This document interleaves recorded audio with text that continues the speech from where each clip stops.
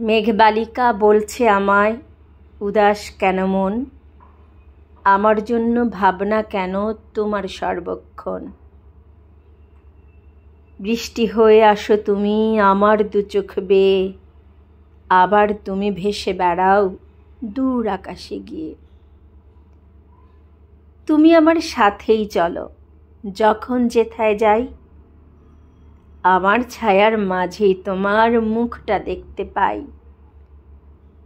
ঝড় হয়ে হঠাৎ আসো ভাঙতে আমার ঘর, কখনো দেখি অনেক আপন, কখনো দেখি পর।